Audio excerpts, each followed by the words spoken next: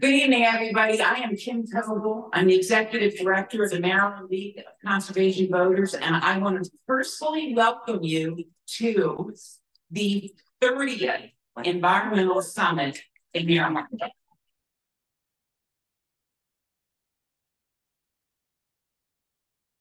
And the first one in 4 years in person. So it's great to see 3 dimensions, right?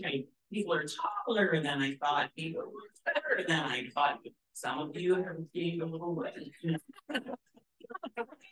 So it's great to have you guys here. And this is one of my favorite things as an environmental advocate, frankly, because tonight you're going to have a number of speakers that are going to come up, and tonight we work for you. Okay? We work for you. Our job tonight is to make sure you have all the information you need and all the inspiration it takes for you to become an engaged and active advocate. And if you're not feeling educated enough, or if you're not inspired enough, you need to come find us. We've got tables out there of people that can help. Any of the speakers I know are going to be happy to help. So, but you're the boss tonight, so keep us posted on what more we can do moving forward. We need you. It's a tough year for many reasons, so you'll hopefully gain a sense of that. So, I have many people that I could acknowledge tonight. I first want to just thank the coordinating committee and organizing committee who did the yeoman's work and pulling it all together. Thank you all. And then we have a lot of VIPs here. So I'm just, for everybody that is a VIP or thinks they're a VIP, thank you.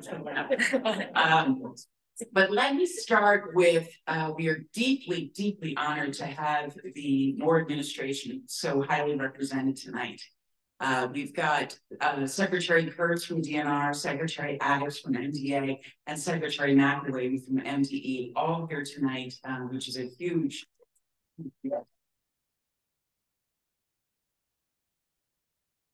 We are also deeply honored to have Megan Conklin, Chief Sustainability Officer for the administration. We have both chairmen from the Senate and the House of the Environment Committees, which is a huge compliment, and thank you very much, Chairman. And they are all going to come up and either give you information or inspiration, and if it works, both. So I'm gonna, I know the secretaries have to run, so we're gonna just run through real quickly, and I will be starting with Secretary Adams, who wants to just come up and say a few words.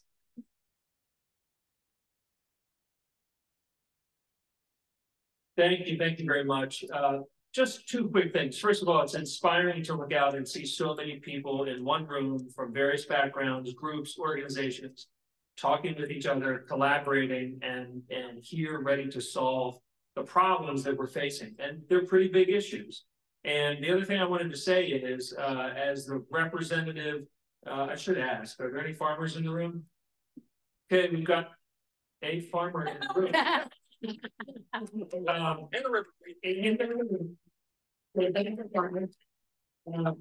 As someone who's representing the industry and the Department of Agriculture, I wanted to say that for years there has been this perception, and I hear it all the time in the halls of Annapolis and in county planning, zoning, permitting hearings, everywhere else, that it's ag versus the environment or environment versus ag. And I'm here to say that never, ever have I met a farmer, and especially in the last year, who did not have as their top priority the soil, the land, the air, the water. And so something has got lost in translation. I'm here to say that I'm committed and our department is committed to work with folks of all backgrounds, of all different organizations to solve those aforementioned problems. So we're here to work with you, not come at you, and we would appreciate the same. But let's be collaborative and let's solve some problems. So thank you very much. We're here live to the Department of Agriculture, and I would like to introduce Secretary Josh Kurtz of the Department of Natural Resources.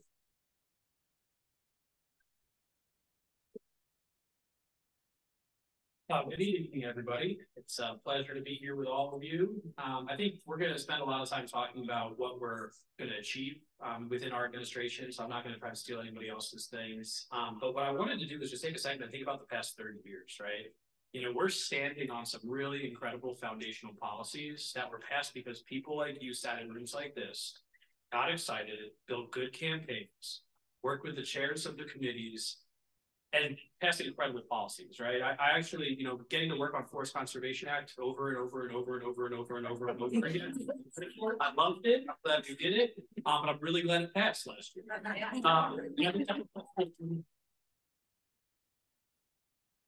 We're only solving and being, you know, facing larger challenges. And I think the thing about those challenges that is exciting is that they're interconnected, right? Climate change touches everything. And so there is a space for everybody to be part of that solution.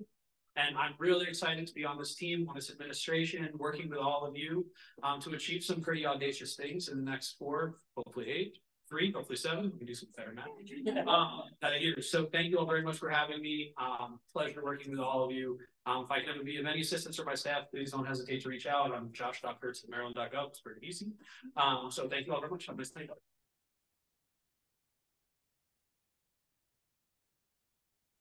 And it's a great honor to introduce Secretary McElwain from the Maryland Department of the Environment.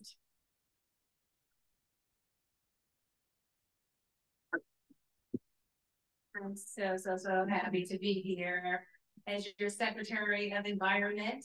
I don't know if many of you knew, but I came here from California about a year ago, and I promise you, Maryland is 15 million times better than California.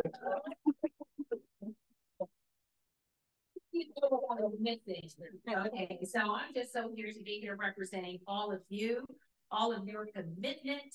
You care, I care, the legislators care, LCD and everybody else care. It takes all of us to make change, to do great things for Maryland. Maryland is depending on me, on you, on all of us to stand up and do what we need to do to fight climate change and make a difference.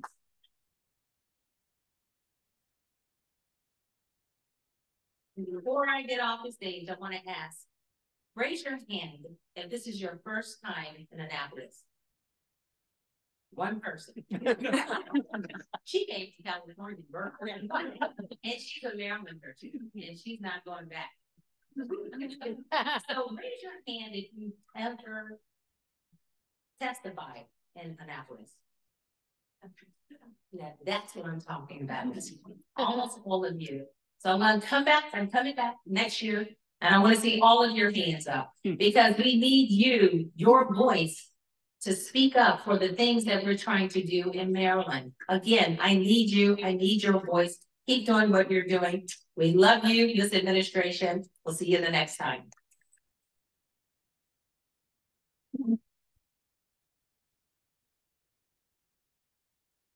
Good evening, everybody. My name is Jose Coronado Flores. I'm CALSA's climate policy analyst, and I'm so happy to be here and so honored to share the stage with the wonderful secretaries before me. Before I introduce our next speaker, I want to acknowledge some people in the crowd.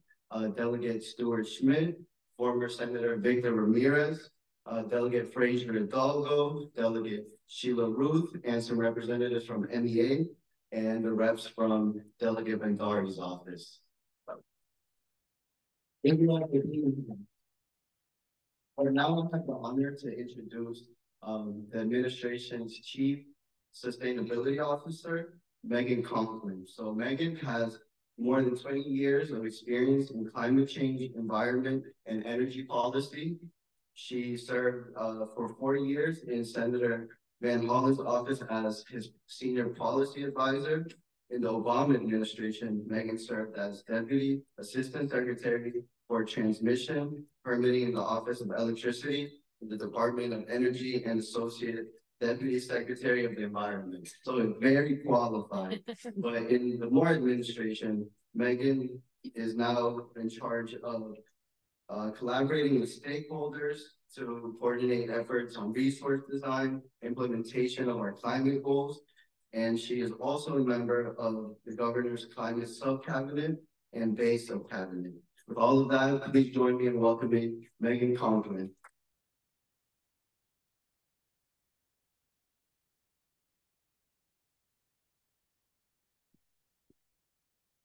Good evening, everyone, and thank you, Jose, for that wonderful introduction. It's wonderful to be here tonight with so many longstanding partners, and I thank all of you for your commitment to protecting our environment here in Maryland. As Jose mentioned, I started in the newly created position of Chief Sustainability Officer on December 13th, so it's my 6th week on the job, and it's been awesome so far, I can tell you. As was mentioned prior to joining the Office of Governor Moore, I spent most of the term with the Obama administration working for the Secretary of Energy and the Secretary of the Interior. And I also worked for 11 years on Capitol Hill. That's 77 years in dog years. 4 of those years, I worked as climate, energy, and environment policy advisor to Senator Van Hollen, who's quite a champion on the environment, along with his Senate colleague, Senator Cardin, who's here tonight. But I worked with all of you on some great bills. We helped enact the residential home energy rebates in the IRA, the Greenhouse Gas Reduction Fund in the IRA. We created the Chesapeake Wild Program for fish and wildlife habitat conservation in the Chesapeake Bay with my friend Peter Marks and many of you in the room.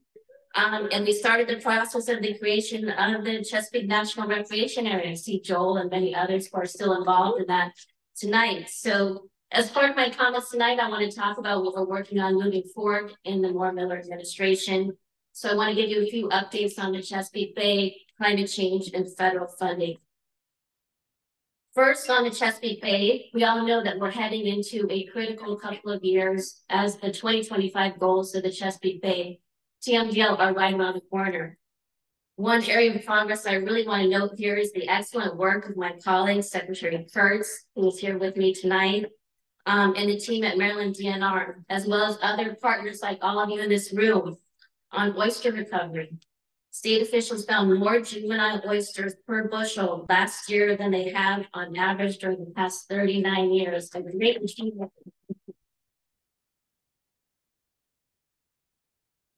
In that vein, I'm pleased to share that the Moore-Miller administration supports one of your top legislative priorities this session, the Whole Watershed Act.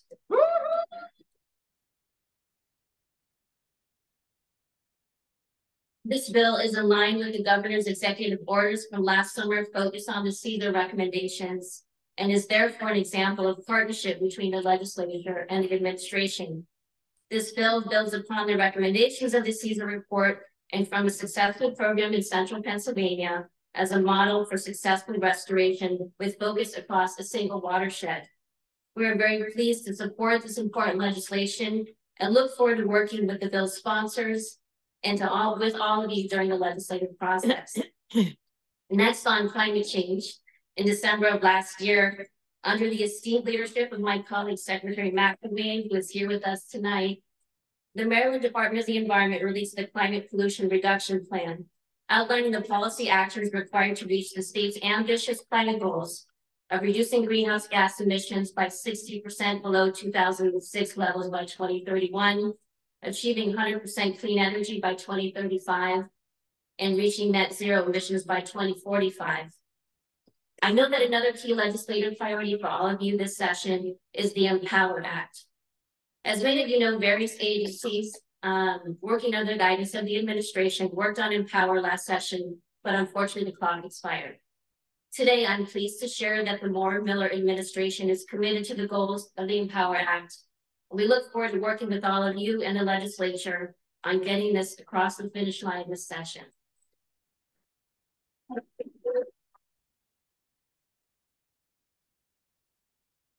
Another matter on climate to raise is thanking Maryland LCD and many of you for your support of the governor's budget, including an additional $90 million in funding for climate priorities. This $90 million is previously unallocated funding in the state budget, and it's a down payment to implement the most urgent priorities identified in our climate plan. To clarify, and this is important, this funding is an unallocated balance in the CEF, and no climate programs would be negatively impacted.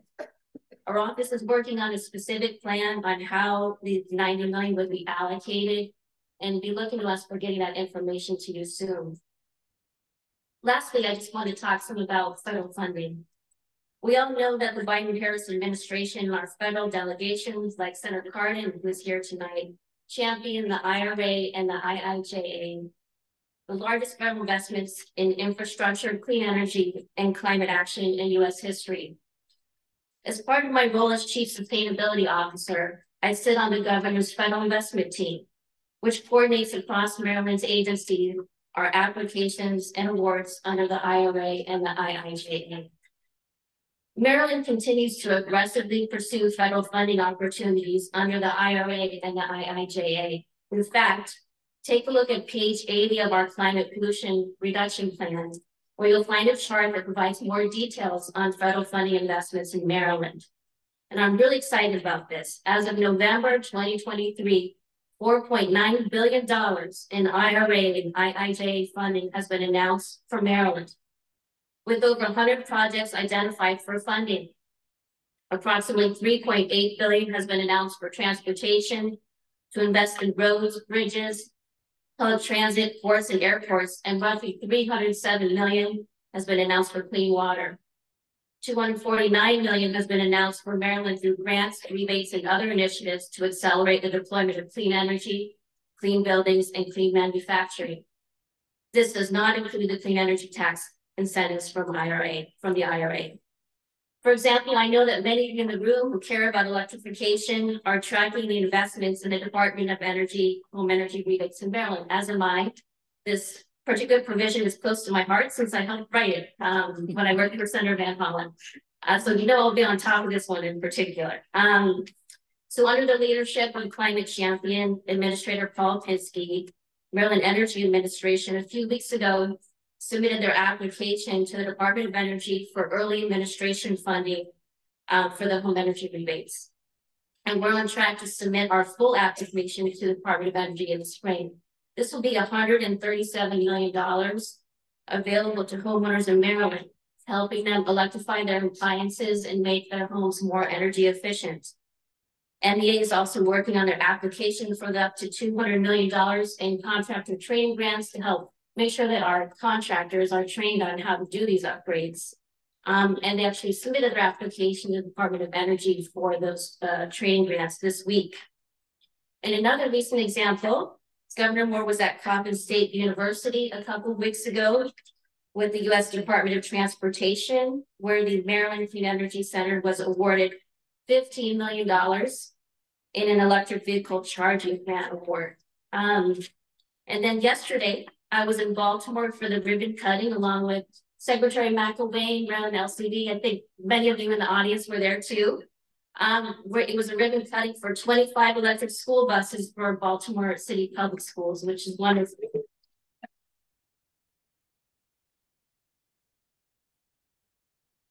These electric school buses will serve up to 350 students per day and are paid for through a $9.4 million grant from the EPA Clean School Bus Program in the IIJA. So in conclusion, I just want to acknowledge what a talented environmental team we have working for Governor Moore. I know tonight you already heard from Secretary McElwain, Secretary Addix, Secretary Kurtz. I also have my colleague Connor Shin, who's a policy advisor to the governor here in the audience. He was wonderful to work with. And I just want to again thank all of you for all of your great work to protect the environment in Maryland. We've accomplished a lot of things together, and I look forward to more in the future. Thank you.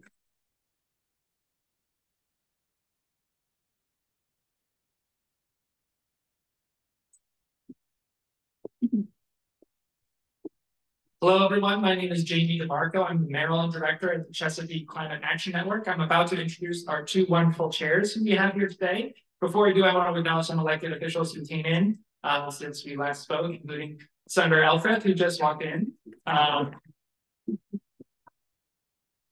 Delegate Foley and someone who Bridget was here from Congressman Sarbanes' office. First, it is my great pleasure to introduce Chair Feldman. Chair Feldman has been a champion for climate issues in Maryland for decades. Since he first came to Annapolis in 2003, he's literally helped write the first Renewable Portfolio Standard for Maryland and then the Clean Energy Jobs Act of 2019. And co-sponsored, he was the lead secretary on the offshore wind legislation that passed last year. The air you breathe this day is cleaner because of the decades of work. Chair Feldman, we're so grateful. And after him, we will hear from Chair Corman, who is what Chair Feldman is, but on transportation. In 2018, he was nominated, he was awarded Lawmaker of the Year for his Metro Funding Act. He also served on the T&E Subcommittee of Appropriations, where it got actual dollars to public transportation, which we know is important, and was majority leader before he became chair of Environment and Transportation. Please give a round of applause to Chair Feldman.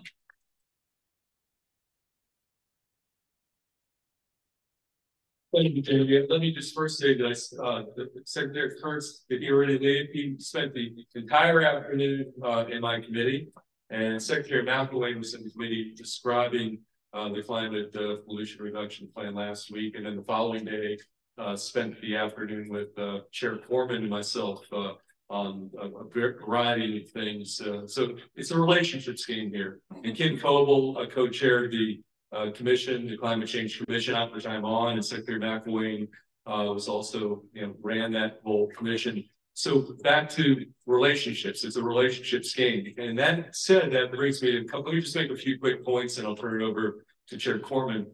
Is, with the new administration, a lot of people don't always focus. I mean, it's a lot of new faces. It's a lot of new cabinet secretaries who are now in their second year. And trying to just kind of get a political landscape that shifted since the Hogan years. I think that would be a fair statement, where the cabinet secretaries were more found. Something not an event like this. And so, but the honeymoon period, I'm going to just say, is a little bit over. Now we're in year 2. And trying to gauge whether it's the budget or the bills that the governor is putting in, we're now starting to get a sense of what the priorities of this new administration are, and that's important. And so let me just reel off a few things that we're working on, and actually we're building off of, I think, what was a very successful, even with all the new faces, a successful 2023 session. And again, it's cabinet secretaries, it's new chairs of committees, and it's new regulators like the Public Service Commission, which is important in this. And 3 of the 5 commissioners there are brand new, more appointees, and so. This is my second year chairing this brand new committee, the Education, Energy, Environment Committee. And let me make this point. This is the first time in the history of the Senate where we've had energy policy and environmental policy under one roof in one committee. It was always split up, and I think hopefully the House will eventually do the same. It's still a little bit split between Chair Corman's committee and the House Economic Matters Committee, because you can't decouple these issues anymore. Clean energy, renewable energy, environment are intertwined, and I'm glad we have it housed in one place. But even last year, we passed a big offshore wind bill. I know there's been a lot written this week about Ørsted. This was a significant bill. I think it's going to reap benefits for the state of Maryland, notwithstanding one player potentially being out of the mix for a period of time. U.S. Wind still moving forward with federal proof. We did that. Community solar, which had been a pilot program for many years, is now a permanent program. This was in 2023. Energy storage targets, which we never had before. We were obviously moving aggressively on the EV front. We did some good things on EV infrastructure. And so that was a successful 2023 session, I think, to lay a foundation now for 2024. Some of the things we're working on, the topic of data centers. That's going to be front and center. The governor has a bill dealing with data centers, which is somewhat at odds with the Public Service Commission ruling recently. That will be coming to the committee. We're going to have a geothermal network pilot bill that will, there's things going on in Massachusetts, New York, in geothermal. Many of you are aware of. Delegate Charkouti is bringing in a pilot program into the committee. We're going to have a hearing on that. Is Sarah Elfreth still here? Senator Elfreth created a task force. What Director Pinsky told our committee last week, which is that where we are in solar is not where we need to be to get to those Clean Energy Jobs Act goals by 2030. And so Senator Elfreth took the lead to create a task force during the interim, came out with a lot of recommendations how we're going to jumpstart various component parts of our solar industry, and she will be bringing in a piece of legislation, and a very significant piece of legislation. We're going to keep at the EV infrastructure topic. The Empower program was referenced earlier. That will be in my committee. And then I'm very happy to hear you talk about the federal money component. We are still waiting that federal largesse. I think we're well positioned politically. Those states, some of it's formulaic, a lot of the money is competitive. And those states that put policies in place on the ground are going to get more federal money than other states. And we're trying to be one of those states that grabs more than its lion's share. But I'm going to make a couple of points, and it's a dominant theme in the committee. And I should also say that until this session, we have 11 people on the committee, 11 senators. 8 of the 11 senators had no background on clean energy policy. Okay, just myself, Senator Malcolm Augustine, and Senator Ben Brooks came from the House. The other 8 folks are still learning about energy policy. It's not that simple, and I think we're hitting our stride. But the topic has come up where we're moving heavy on a lot of fronts. We're electrifying. The energy transition is underway. We're going big on EVs in terms of the transportation sector. We're electrifying our buildings under the Climate Solutions Act. We're potentially building data centers per Governor Moore's piece of legislation. But that does put a lot of pressure on the grid. And the topic of grid capacity, and if we're going to upgrade our transmission apparatus in this region, who's going to pay for it? And that topic continues to percolate. And so at the same time, our coal-fired power plants are shutting down, which is what we have wanted to have happen. So that is a success. But those plants could be closing as soon as next year, 2025. We're talking Brandon Shores, et cetera. So the question is, if there's what's there to make up that void? And if there's nothing there, that presents some reliability issues for our region. And we've got a dose of that from the PJM leadership. We went up to Valley Forge a couple of months ago where they said, look, Maryland's the epicenter of this test. It's about capacity. And if you do nothing and we don't upgrade the transmission system in this region, you have a risk of rolling blackouts or brownouts. And so this is some tough policy choices, and there's a tolerance level that is not unlimited in terms of the ability or willingness of our Marylanders to pay higher rates on their energy bills. But for the most part, I think everything is positive. I think we're going to make another major step forward on all these wide-ranging environmental issues, but they're not going to be simple or not require some political sacrifice or some tension between some of these competing policy costs. And with that, I'm going to introduce. Can I just tell us our relationship just real quick? It is a relationship. Okay, so our relationship predates even the delegate Al Chair Portman coming to the legislature. This is one of my former students at Johns Hopkins. Who, so if you really like, he's going to make a great chair. And if you conclude that that is the case, I want you to know that everything he learned from was Professor Brian Feldman.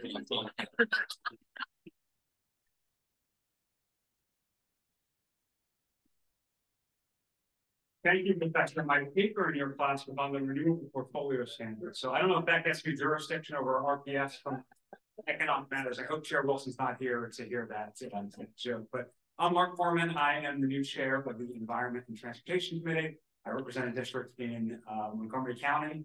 And there's a lot of great members of the committee. I know Delegate Foley's here. I might see Delegate Stein in the back. Delegate Ruth is here. We've got a terrific committee filled with environmental advocates, many of whom I know are, if they're not here in person, they're here in spirit. And I know you're working very closely with them on a variety of bills. The committee will have about 400 bills this year, all of which are priorities for somebody. But I would say to you, it's the season of implementation, it's the season of collaboration, it's the season of transportation. On the implementation front, a lot of you have heard me say this, but we have our goals. My constituent, Megan Conklin, did a great job of outlining them. We know what the goals are. We don't need new goals. We need to figure out how we're going to meet those goals. And there's a few different streams of that. One is at the executive branch and all the work they're going to do through executive action and rulemakings and so forth. Another is budget. We've heard a little bit about that tonight on the federal side. Of course, we also need state support for all these different programs. And then there is that legislative piece and what tweaks we need to our state laws to make the Climate Solutions Now Act really work. And a really good example, I think, Delegate Stein, I hope is going to be taking this on, or perhaps Delegate Fraser Hidalgo, is following the federal lead to turn our EV tax credit into an on-the-hood benefit, right? So instead of going to the dealership, buying the car, going home with a bunch of paperwork, sending it to the state and hoping you get that rebate, this would just be done at the dealership and it would just come off the purchase price right then and there. We need to do a lot of things like that to get more people to be comfortable transitioning to zero emission vehicles. So there's a lot of work to do in implementation. Collaboration, you've heard it all tonight. We have great partners on the second floor and in the cabinet now.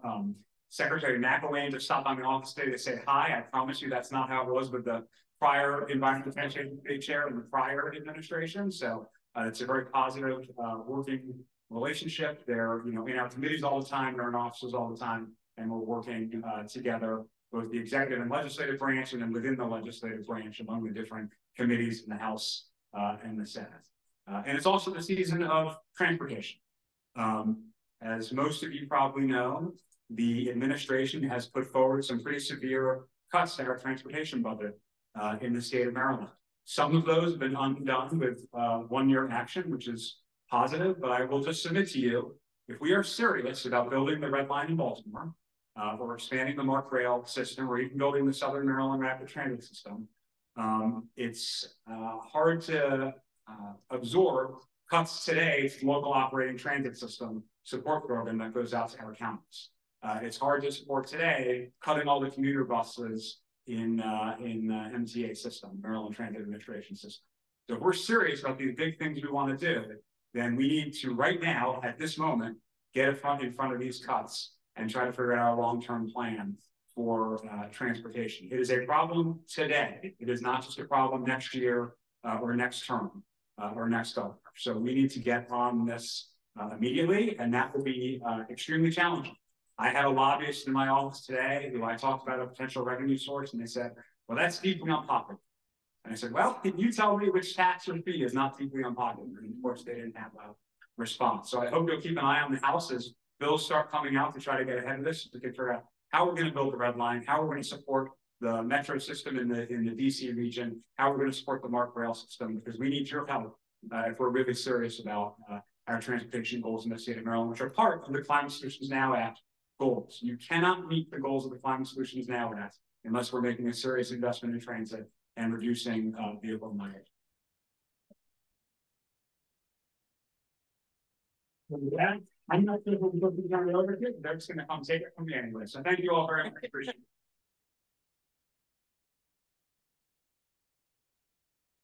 Thank you to the chairman of all the speakers that we've had so far. And welcome again, everyone. My name is Ellie Bassett. I am your Southwest and Road Riverkeeper at Arundel Rivers Federation, where we work to protect our local waterways, just south of us, actually, from where we are right now in Anne Arundel County. And so as a riverkeeper, and as I know one of many water warriors in this room tonight, I am really excited to welcome our keynote speaker, who I would also consider a fellow water warrior, Senator Ben Cardin. Yeah, let's do it.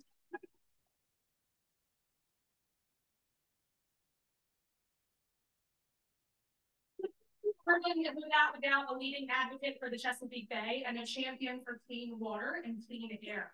He has introduced legislation that aims to directly restore water bodies, and he also is focusing on bettering and preparing our water infrastructure in the face of oncoming climate change impacts. And could we not have a better keynote speaker for tonight, given the priorities that you'll learn about after our keynote speaker? So if you all would please welcome me and welcoming our speaker tonight, our keynote speaker, as I know you all share his commitment to addressing pollution and to protecting our environment. Everyone, enthusiastic welcome.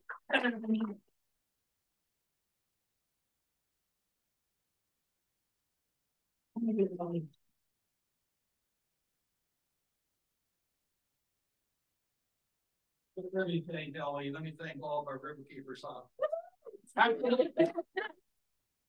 Years ago, I was invited to join some of our riverkeepers and do some kayaking on the tributaries and taking a look at some of our oyster beds to see the health that was going on.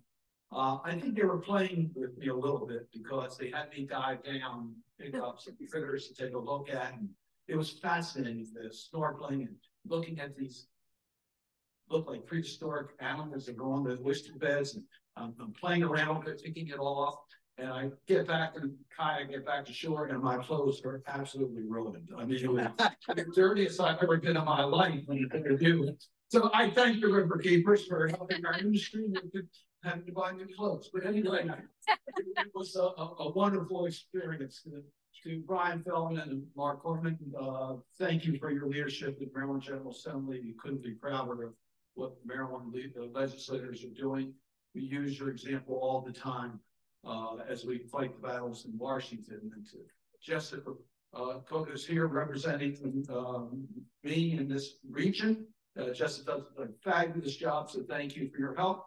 And my chief of staff is not only my chief of staff, he's my chief environmentalist, and that's Chris Lynch, who's been complaining for years. Now, let me start with the good news from today. We have a caucus lunch the first day we're back.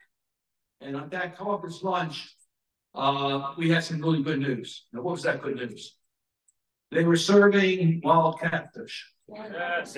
Wow. It was delicious, people. And I pointed out to my colleagues that it is part of our strategy to deal with one of the major challenges we have in the Chesapeake Bay today, and that's the invasive catfish. It's amazing how much damage they do to the ecosystem. And the challenge is that we don't really have a game plan to stop this. So one of our top priorities is to deal with the catfish. And this is a little bit unusual because we have strong bipartisan, bicameral support for this. And we're working very closely with Andy Harris in this issue. And we're looking at ways, multiple ways. Yes, we want the USDA to get an exemption in the way they regulate so we can do more to eradicate the catfish population and to have it as a commercial fish. Secondly, we're looking at ways that we can finance programs that prevent the migration of catfish to other tributaries that we have. And then third, we are looking for ways that we can increase the production capacity for commercial catfish catches, because there's a lot more that could be caught, but economically it's not there right now. So promote Maryland catfish on the menus. It's a good fish. So the second good news of today, I was at the Environment and Public Works Committee, and we had a hearing on landfill emissions of methane gas.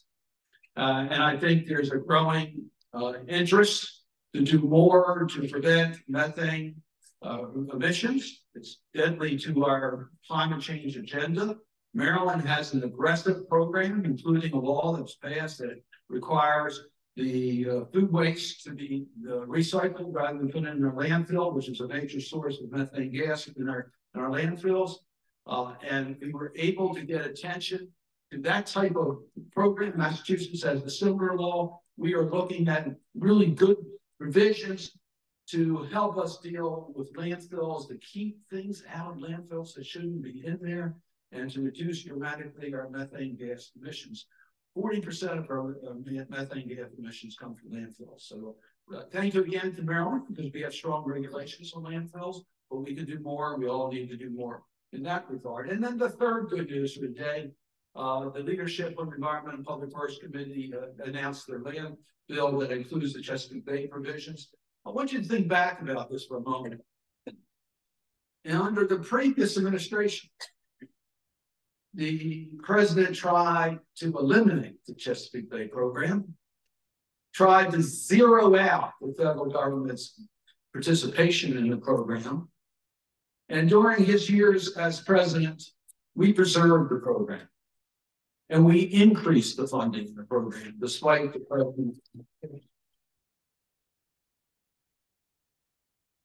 I want to give a shout out to our entire federal congressional delegation. They worked very hard on this issue. My colleague, Chris Van Hollen's been incredibly effective on the Chesapeake Bay. John Sarbanes has been one of the great leaders on the Chesapeake Bay. And I can mention every one of the members of our House delegation that worked to deal with the Chesapeake Bay program. So in the bill that will be announced this week, we're going to be increasing the authorization for the Chesapeake Bay program up to $100 million.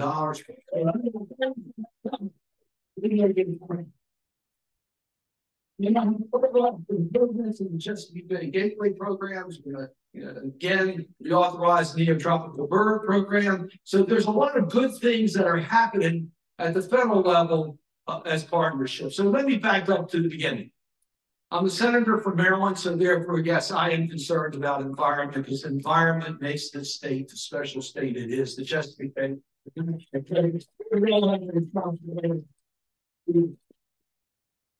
But my interest in the Chesapeake Bay goes back many years.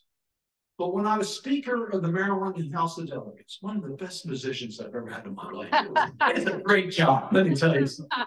We didn't have quite the division we have today in Washington. I said that we worked really closely together. We had a strong interest in the Bay. But we had a governor that decided to do something about it. We wanted to work with the General Assembly to show our region that we could develop a game plan to deal with the Chesapeake Bay, and that was Harry Hughes.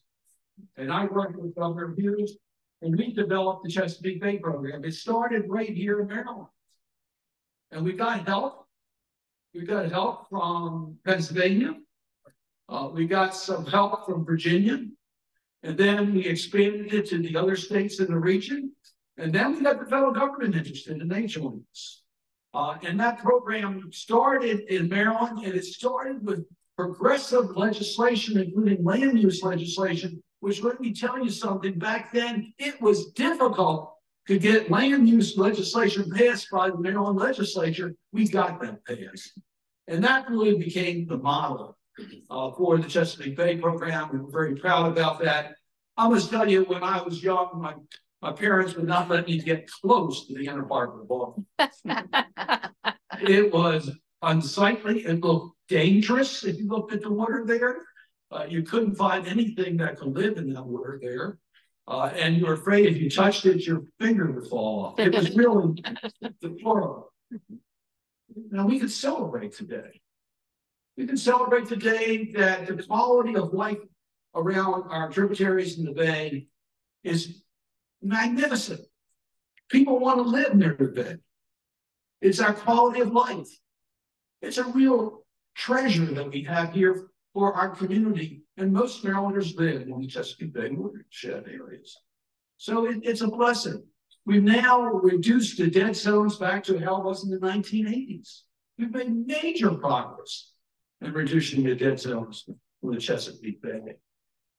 And we look at the underwater grasses, they're coming back and making progress. Look at the oyster tributaries. We've restored oysters not to its historic levels, but much higher than it's been in recent years.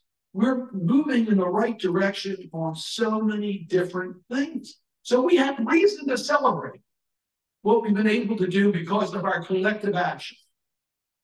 That action, by the way, has been in cooperation because it is built on the local stakeholders. It depends upon the local governments. The local governments set the standards as to what can be achieved using best science to achieve that. It needs the cooperation and support of the private stakeholders. And we've gotten that from our farmers. We've gotten that from our developers. We've gotten that from our local governments. And that's the reason the program has been successful. But it's not achieved, but it needs to achieve.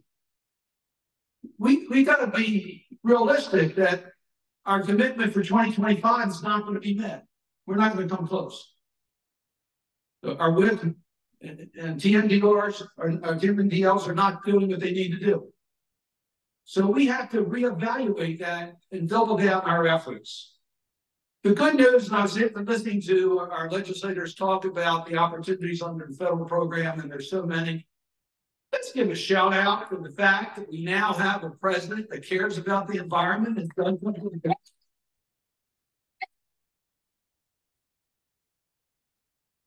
it. Give a shout out to having a governor that cares about the environment and does something about it.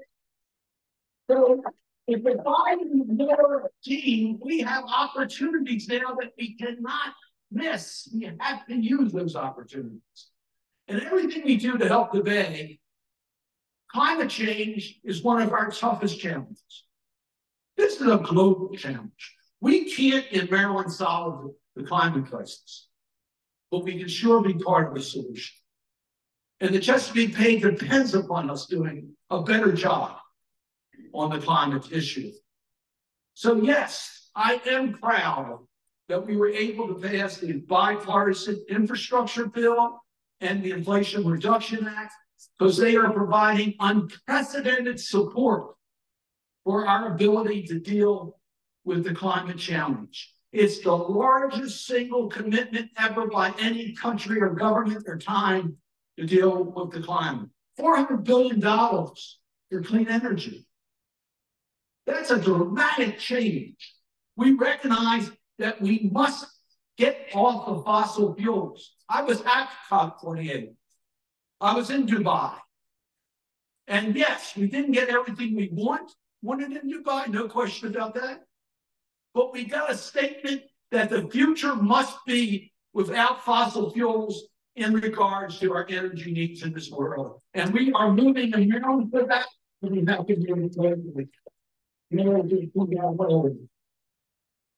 And yes, I've heard our legislators, we did unprecedented dollars on transit in the bipartisan infrastructure bill. We kept the red line alive. We need the red line, and we need the transit programs, and we need to recognize that in the future we need less cars on the road. I hope they're friendly towards the environment, but there are too many.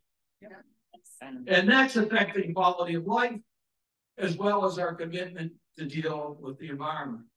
So we need to be able to connect the dots that we have for these programs that are available. And we can do this.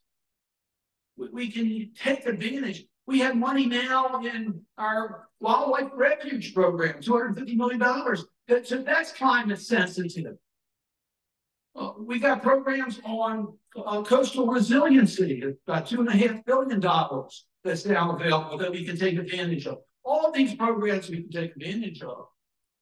And there's one thing that has not been in any of these bills in the past that's here because of President Biden's leadership and the supporting the Congress. And that's environmental justice.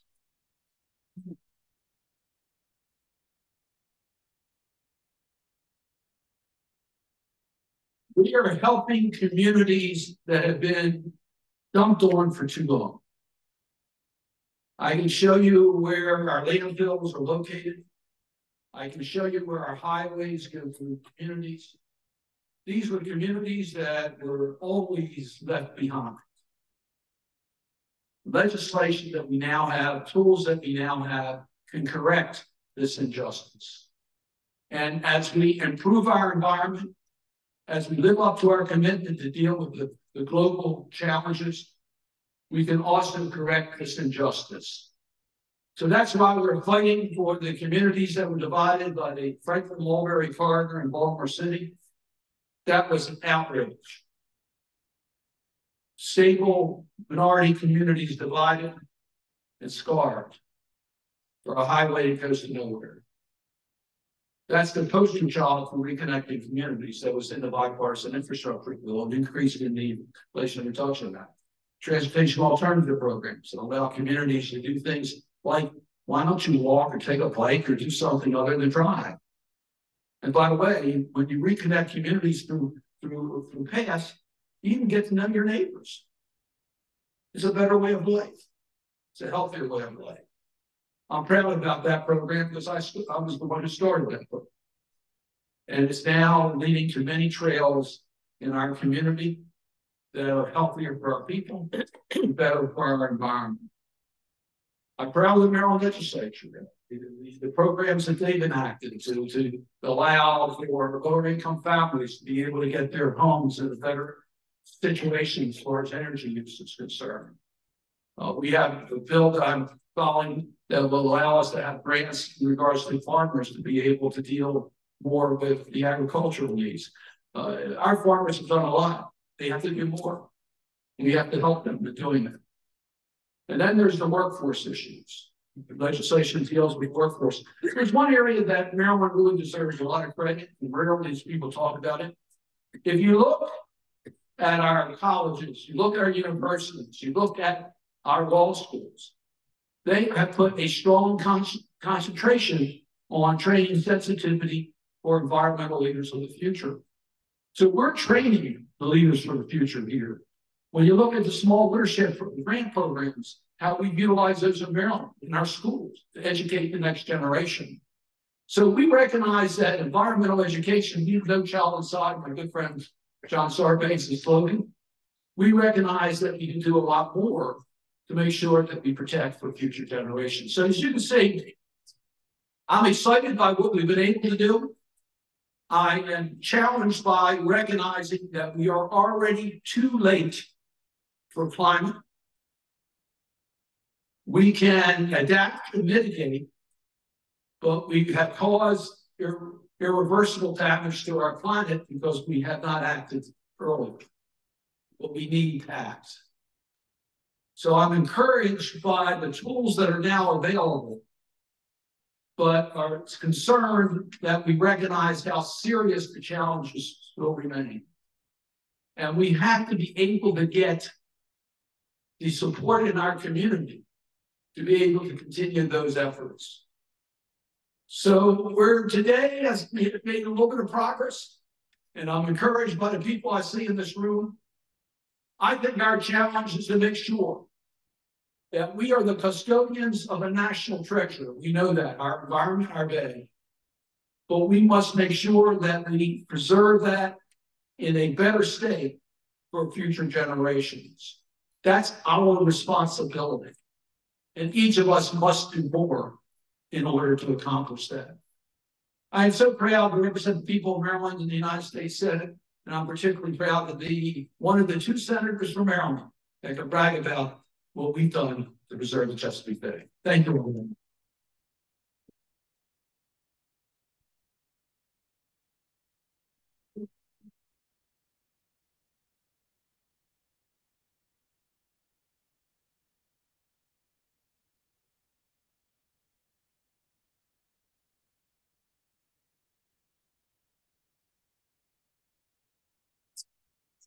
Thank you, Senator Cardin. What inspiring words for us this evening. So good evening, everyone. I am Emily Ranson with Clean Water Action. I'd like to also recognize that the Mount Rainier Councilman, Jared Stoltis, has arrived as well. And now a little bit of context for what we're going to be hearing about next. First off, on our signs, we have said this is the Citizens Campaign for the Environment. And I got a couple of questions this evening. What is that? So what we commonly call ourselves CCE. We are a collection of environmental groups who work on legislative and state policy issues in Maryland. Every year, we convene to select a few priorities for the environmental community. And we recognize that these do not capture all of our individual priorities or bills, but this is what the collective community has decided to prioritize and highlight for the 2024 Maryland General Assembly. This year, we have decided to support and highlight 3 bills. The first is the Whole Watershed Act. The second, the Empower Maryland Energy Efficiency Act. And the third is the Clean Water Justice Act.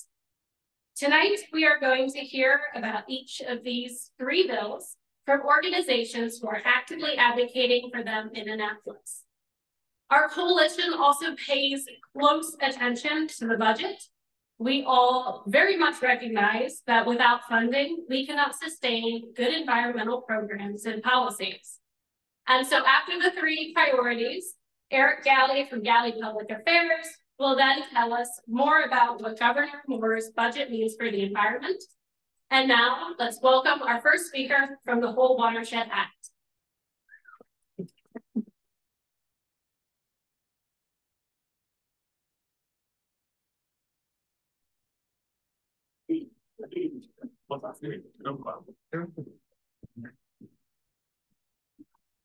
Hey, how's everybody doing? Good. All right, awesome.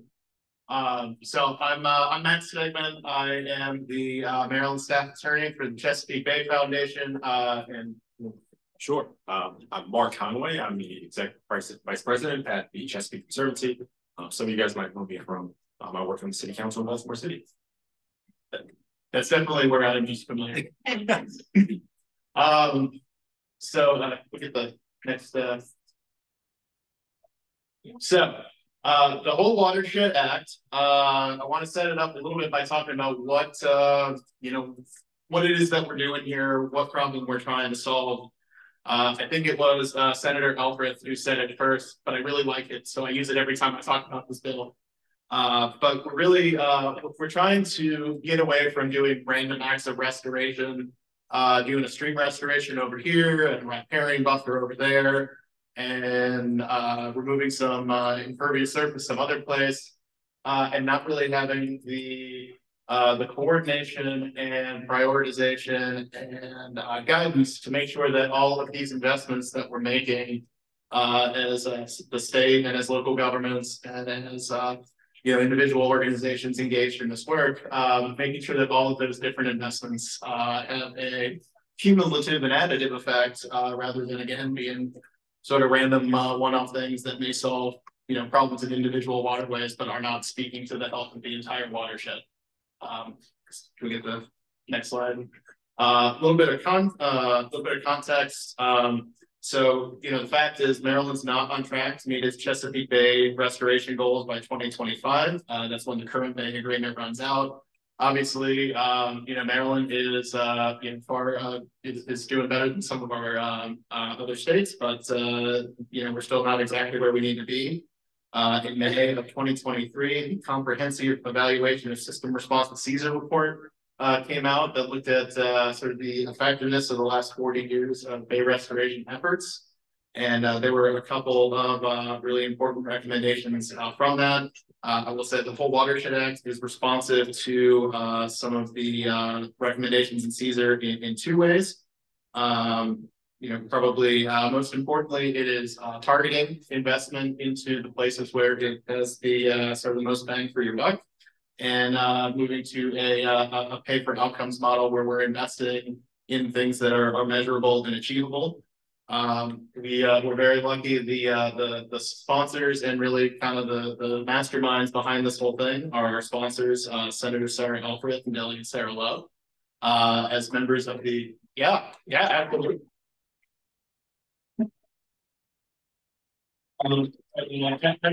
Members of Maryland's delegation on the Chesapeake Bay Commission, they have the ability to hear about some of the things that other states have tried and worked, and to take lessons from that. And that is going to be my transition into passing it off to Councilman Conway to talk about a really great program from Pennsylvania that kind of set the stage for this. Yeah, absolutely. Thank you, Matt. Once again, I'm Mark Conway with the Chesapeake Conservancy. And the program that we started out at the Chesapeake Conservancy started in 2019. We began working with partners at federal, local, and state levels, working with universities in the area and nonprofits to think about how we can make sure that we're leveraging all the efforts that the EPA was already doing around the Impaired Waters List and the Integrated Water Quality Report, to begin working on that list in a way that was targeted, specific, effective. We initially lean right into things that we do best. The Chesapeake Conservancy were really well known for our data, so we lean into our data, thinking about how we can use conservation data to inform best practices at a hyper-focused level. And so we use high-resolution data to begin focusing on streams that could be delisted or removed from that compared streams list within 2 to 5 years, hoping that we can see some impact on those streams by 2030. We set out with a goal to remove 30 streams by 2030. And so we really focus hyper-local. Each stream is unique. Each stream has a different need. And we began thinking about what resources we could pull together by thinking about strategy, pulling together a plan and then pulling together a budget that would help us execute that plan and working with partners on the ground. Thinking about what farmers needed in order to execute those plans, thinking about what they actually cared about and what was important to them on a hyper local level.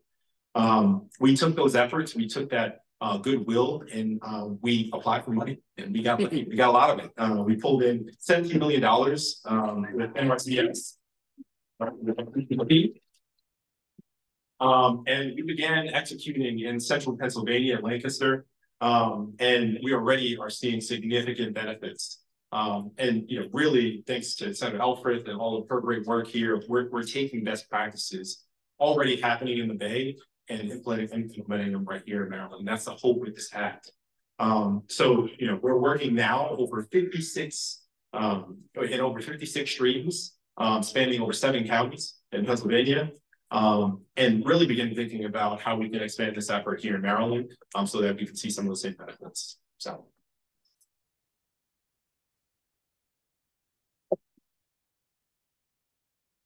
All right, so I'm gonna run through really quick. I think our new chief resiliency officer did a fantastic job of kind of talking about this bill earlier, and we're really grateful for the administration's support. Just talk about what it does. We're gonna prioritize and target some state investment into 5 pilot watersheds across the state. The idea is, again, we just heard about the program focused on agriculturally impaired streams. We want to see if that model and some of those practices can be applied to other types of land uses, other types of geography, because in the state of Maryland we got a lot of waterways and they exist in a lot of different places, and we need to see what approaches can work.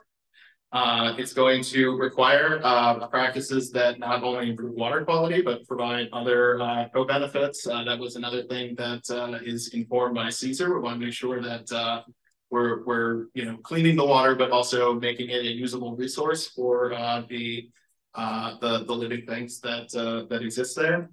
And the really important and the key thing here, the bill's going to establish a state management team that is going to consist of kind of all the relevant permitting stakeholders to make sure that we're able to do things efficiently and in a coordinated way, and kind of keep the train on the tracks.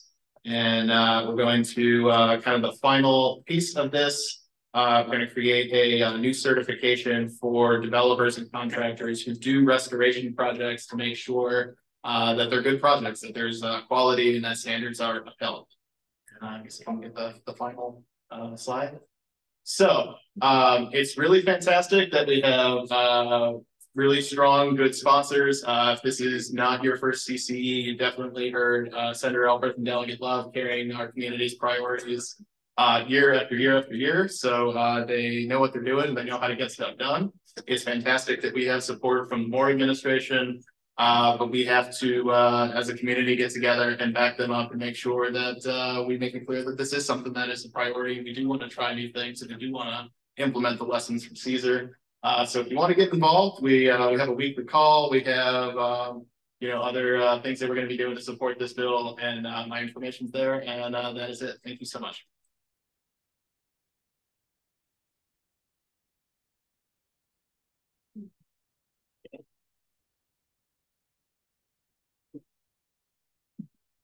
Okay.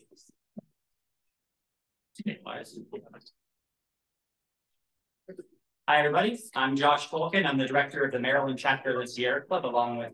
Hi, I'm Emily Starr. I'm the director of Maryland Perk. And we're going to be telling you about the campaign to update and improve Empower Maryland. Empower Maryland is the state's largest and most effective energy efficiency program. Why do we care about energy efficiency? Because it saves us money, because it reduces pollution, because it reduces Maryland's impact on greenhouse gases. Maryland's energy efficiency program, Empower, was established in 2008 with the goal of reducing per capita electricity usage. And it's been incredibly successful over that time. We've helped save people over $4 billion over the course of the program. We have helped reduce people's electricity bills. It's been an extremely successful program. Last year, Maryland PERG released a report, Energy Efficiency for Everyone, How to Supercharge Empower Maryland. And it outlined the program's successes, which are really notable. It also pointed out some places where the Empower program has fallen short. The Empower program has not effectively targeted savings for low to moderate income individuals. The communication can be harder, there can be tax credits or other incentive disconnects. And at the end of the day, we need to make sure that if we're offering money to actually help people save electricity, we need to make sure that those programs are targeting the people who can most benefit from those savings. But a more significant challenge in the program is that Empower was set up to help reduce electricity usage. But electricity is not the only source of power, the only source of pollution in our homes. Another major source is how we burn fossil fuels in our homes, whether it's on our gas stoves or for heating and cooling. Thank you. Yeah, trying to multitask that is not a good idea. For heating and cooling. And when we are using these fossil fuel appliances, we're actually harming our own health.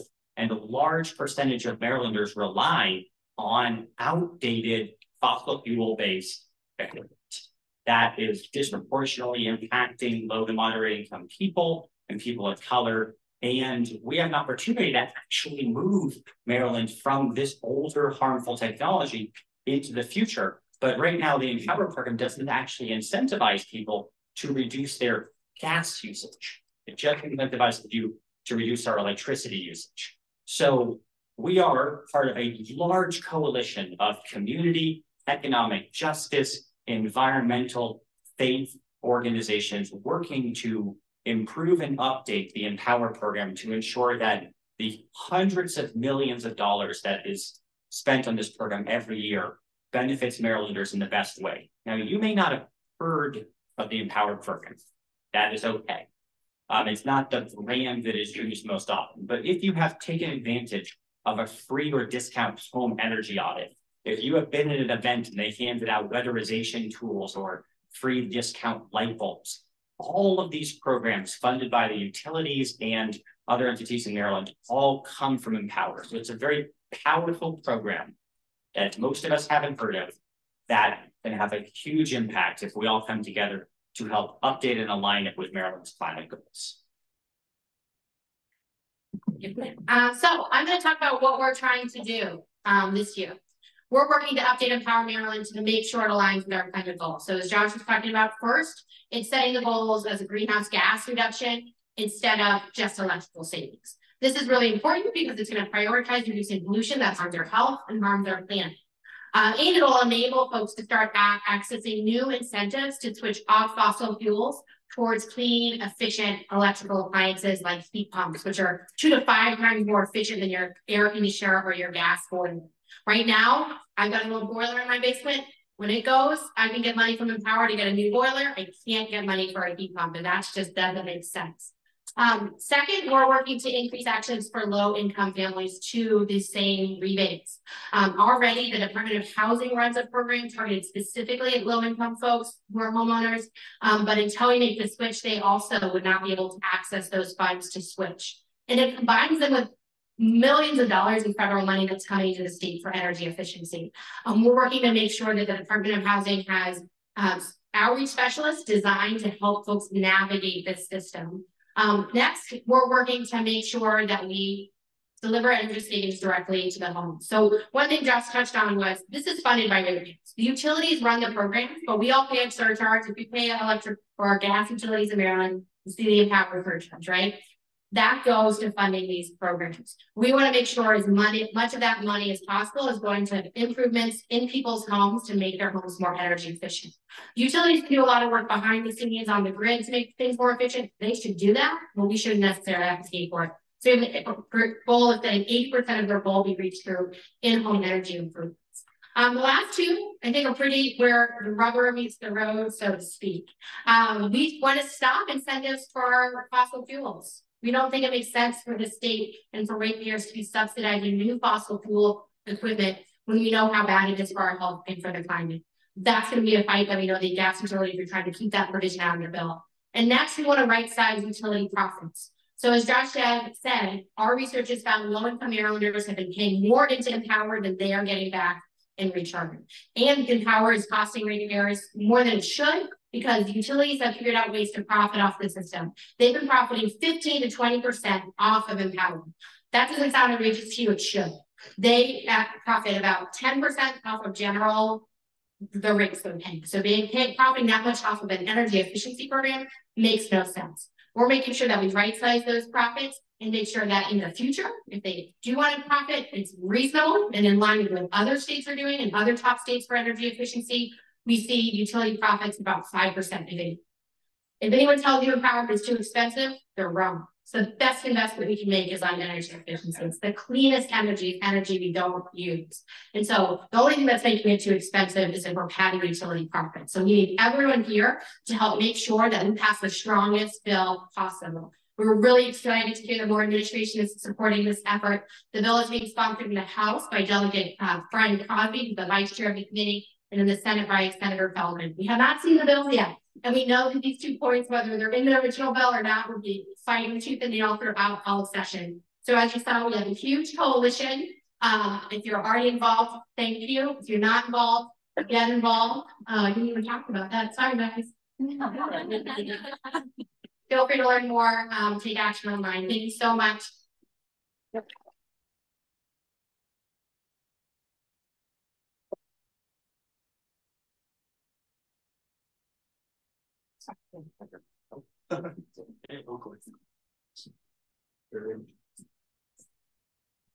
All right, good evening, everyone. My name is Matt Fluda. I'm your Choptank River Keeper with Shore Rivers here representing the Eastern Shore of Maryland.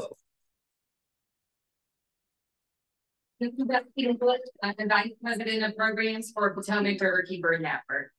And we are going to talk to you about water. Back in 1972, the Clean Water Act was passed. It was revolutionary, not so much for being a big environmental law.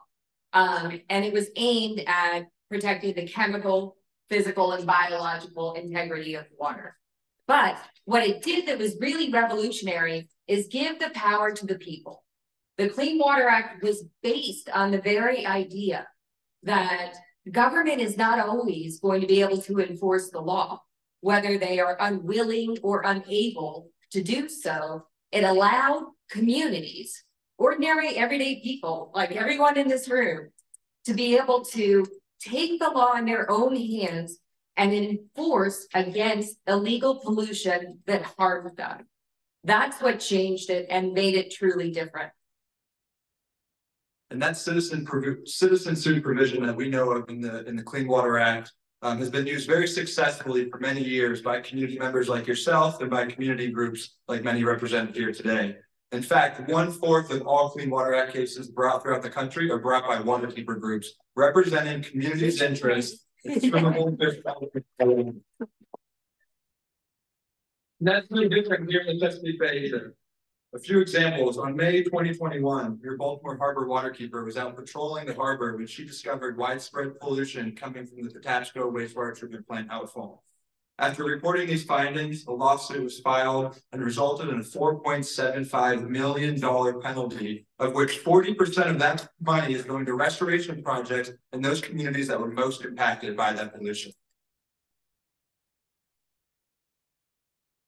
In April of 2019, your Upper Potomac River Keeper, Brett Walsh here, was alerted by a fisherman about a black substance floating down the river. After investigation from your Upper Potomac River Keeper, they found an unpermitted discharge of black liquor coming from the Luke paper mill.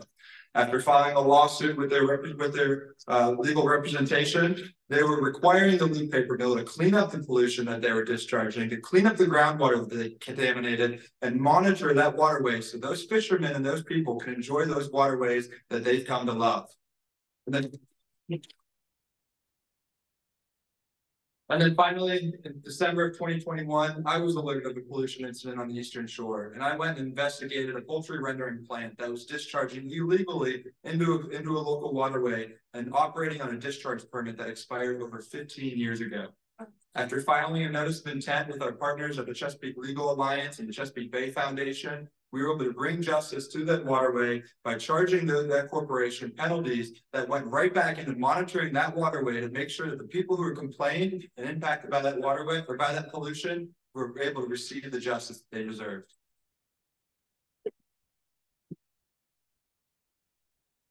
I would say that's not an exhaustive list of all the work going on in Maryland. Every day, individuals like you are stepping up and reporting pollution that's impacting your waterway.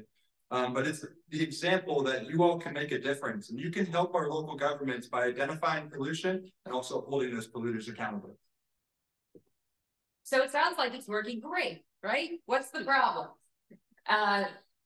The same problem that we're having in so many ways. The Supreme Court of the United States last May made a decision in Sackett versus EPA, where a developer wanted to fill wetlands and streams. And the Supreme Court took the opportunity to really narrow the jurisdiction of the Clean Water Act. How'd they do this? The definition of what's a water of the United States. Those are the waters that are covered. Those are the waterways that we can enforce. And instead of just ruling on this particular thing or using the decades of case law that we have dealt with on this back and forth of waters of the United States for probably about my 25-year career so far, they decided to go further, even than Antonin Scalia. They gutted it, not by changing the Clean Water Act, because that's statutory, but by saying what is and is not a water of the United States that deserves protection. And what that did is prevent everything that Matt was just talking about. The ability of communities to go forward and enforce the law. But even more, 50 to 60% of all waterways, wetlands, streams, everything have lost federal protection. This is very alarming. When you look at maps of Maryland and you take away that layer of what was protected and what's now definitely protected, you'll see how important all of these source streams, these little intermittent ephemeral, the ones that are above ground and then go underground, that's what we're drinking. That's what we live off of. Though we are fortunate to live in Maryland, where the state of Maryland has a stronger definition of waters of the state of Maryland than even what we had at the federal level. So these waters are still protected in Maryland. But what we don't get, the most important part of the Clean Water Act, the ability to enforce the law if you're harmed by pollution, we don't have that because we didn't need it before, but we need it now. And so what does this look like on the ground? This means that discharges to these waterways, filling in these wetlands that no longer have federal protection, cannot be defended by community members like you. Let's take an example here. Think about climate change, which we've talked about so much tonight, and the impacts that we're seeing today even, and the more intense and more frequent rainfall that's already causing damaging flooding. Well, if a developer decided to create a new development on a neighboring property next to you, and they went ahead and filled in those wetlands and took out those buffers of those intermittent streams, and now you as the downstream resident are feeling more flooding that is damaging your property, you can't do anything about it in state law. And secondly, another example, if an industry or municipality is choosing to elect to discharge their wastewater by spraying it on a farm field, which is a permitted activity in the state of Maryland, and you find out that your drinking water well is contaminated with nitrates or chemicals like PFAS, you can't do anything about it in the state of Maryland. And that's why we're here talking to you. Senator Malcolm Augustine and Delegate Sarah Love aim to fix that with the Clean Water Justice Act. What this bill will do is extend the same kind of what's called a citizen suit provision, but allowing ordinary Marylanders to enforce the law down at the state level. It's very practical. It's modeled off of that citizen suit provision at the federal level. And not only does it give us the ability to protect our families, our health, and our waterways, but additionally, the river keepers, the community members, anyone who lives near a stream, we're eyes and ears. We see what's happening in our local neighborhood community backyard much more quickly than the state ever could. So it gives us the ability to step up and speak on this and work hand in hand in many cases with the Maryland Department of the Environment and the Maryland Attorney General's office when enforcing the law and getting better, bigger, more permanent solutions to protect our waterways, our communities, our children, and our future. So in closing, we need all of you. We need all of you to stand up for the Clean Water Justice Act this year. We have a bunch of great partners, Waterkeepers Chesapeake, the Bay Foundation, the whole CCE movement identified this as one of their top 3 priorities. And we have incredible sponsors that are ready to take this over the finish line. So just because the Supreme Court messed it up, we still have an opportunity in Maryland to bring clean water justice for all. Thank you.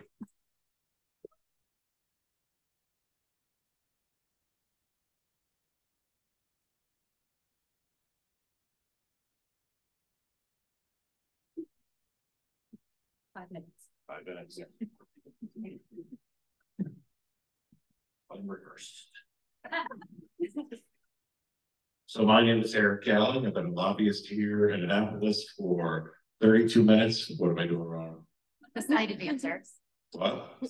You haven't hit the slide advancers up here with you. Okay. Do you want me to do it?